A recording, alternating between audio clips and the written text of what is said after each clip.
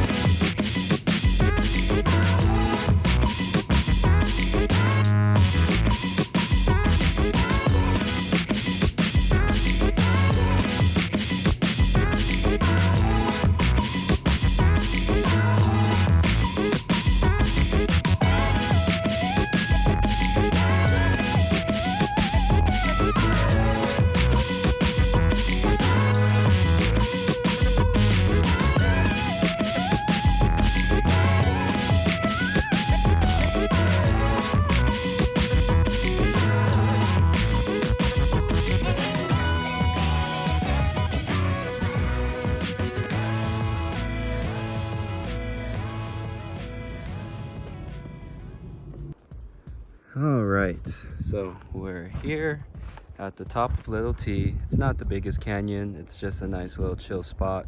Not many cars out here, so I can kind of just yap about, you know. And so yeah, so I wanted to kind of make this video just to kind of give you guys a quick little look around, a quick idea of what you guys can expect if you guys are planning on getting a GR Corolla. But so far, for I want to say about 6 months, I think, yeah, 6 months now or 5 months now that I've been owning the car, I gotta say I'm pretty impressed. I really love it, to be honest. I have an STI also, 2020, for those that don't know.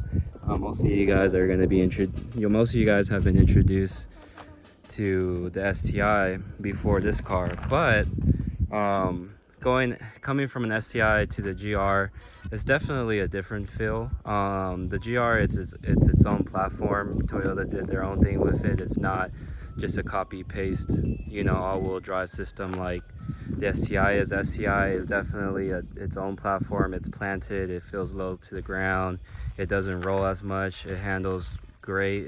It's just stuck to the ground. You're not slipping on that car. You could really push it, you know, in those high speeds like 90 to 100 miles per hour on a lot of turns in these canyon roads, you know, and you're even then you're not really pushing it to the limit. The GR is not the same way. The GR is a lot more playful. It's smaller, it's more nimble. The power to weight, it's a lot better. at least right out of the box. And on top of that, like it feels like a kind of a tall car. It's not as tall, but it does roll a lot. There's definitely some more adjustments that it needs as far as the suspension goes. You could kind of feel it turn. The back end really likes to kind of swing around turns, which is a lot of fun when you're on track, but in the canyons, it could definitely catch you a little off guard. It's never uncontrollable, and you're never gonna run it off the canyon road per se, but it's definitely something that's different compared to the STI. So that's something to note. Out of the box, I think these are about like 400 or 300 pounds lighter. The wheelbase is about an inch shorter, and overall the car itself is about, I would want to say, a foot shorter. I park them next to each other, so it definitely feels like a small car. You sit a little bit higher is what I noticed. The shifter itself feels really great. It feels very modern. The electronic steering, you have less ground feel, but it's still very solid for what it is. Coming from a Ford Fiesta ST or even a WRX, it's definitely a solid steering feel. It's not as great as STI, but that's hydraulic steering. You're never going to really get that same feel out of an electronic steering rack, maybe unless you drive one of the Porsches. I'm not too sure. I've never driven one. The only thing that I could really complain about really is going to be the clutch feel. It's very light. There's no feedback at all. You could definitely feel when it bites, but it takes a lot to get used to it.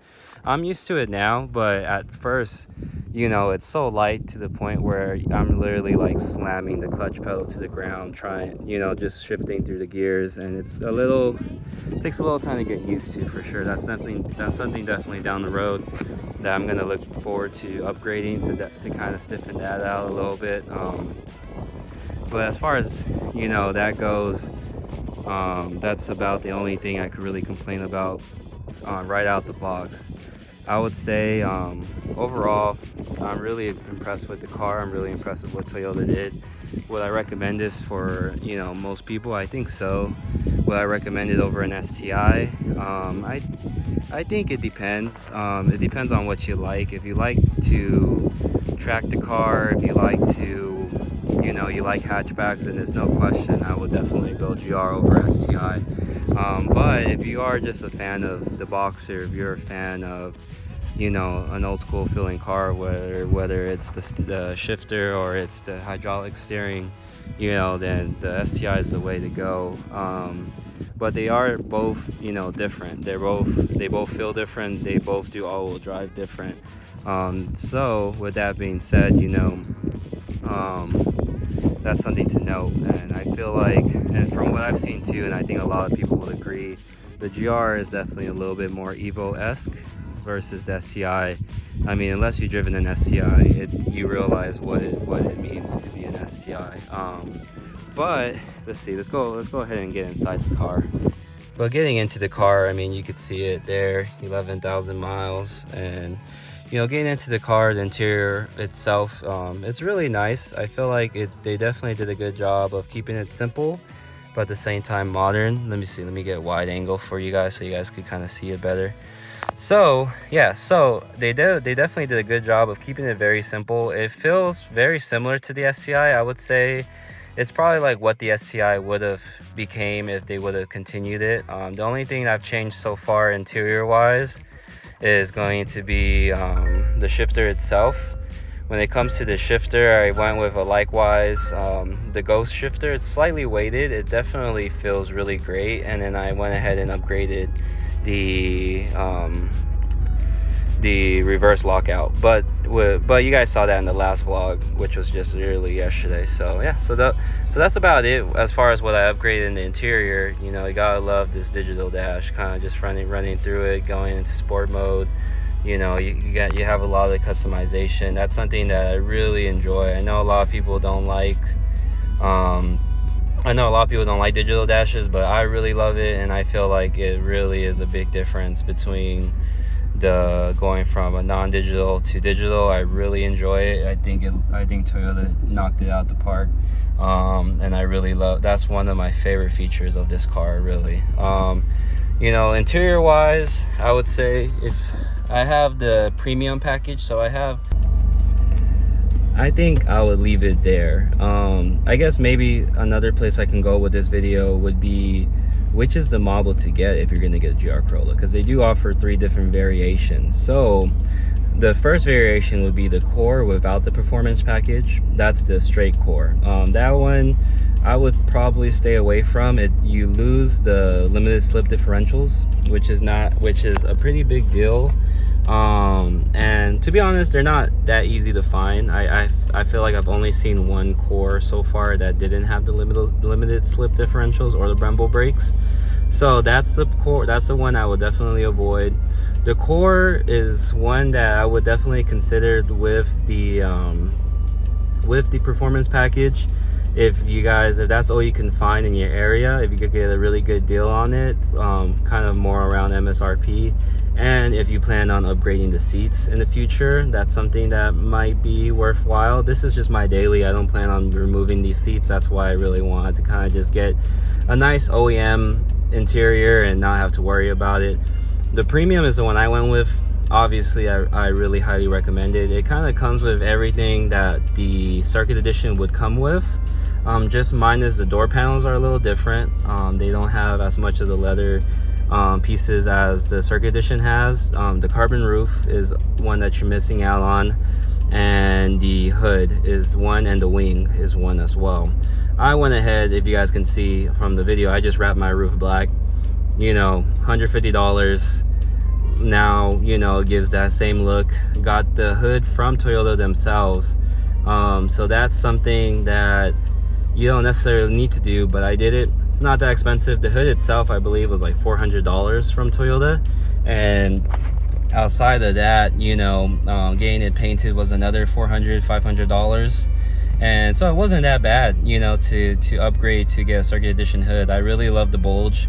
I love the vents. I know a lot of people don't like the vents. I like the vents. The Circuit Edition wing, I was able to find one from a local GR enthusiast as well. He was just upgrading to, I think, a VIS wing. I like the OEM wing. I know a lot of people have their own opinions on what they want to do with their car. Everybody is right to do whatever they want with it. But so those 3 upgrades alone pretty much just made it feel like a Circuit Edition. You know, obviously it's not. You missed the carbon, you know, you missed the carbon roof or whatever, which is a really nice touch, but it does come with its own drawbacks, like maintaining the carbon roof and things like that.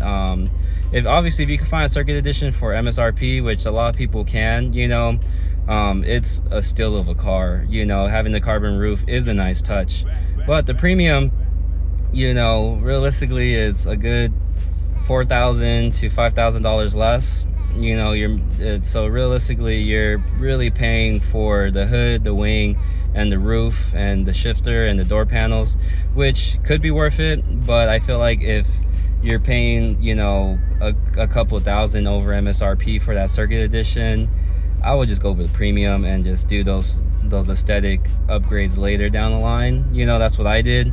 I feel like it ended up saving me probably a good, you know, $4,000 at the end of the day. So, you know, it all kind of comes and goes, but my biggest recommendation, I guess, to end this and to summarize it all would be just go with the premium and do whatever aesthetics you like later, whether it's a hood, the roof, the wing. You know, you could always do that later down the line. You don't necessarily need to be tied into the higher payments if you are buying it with payments.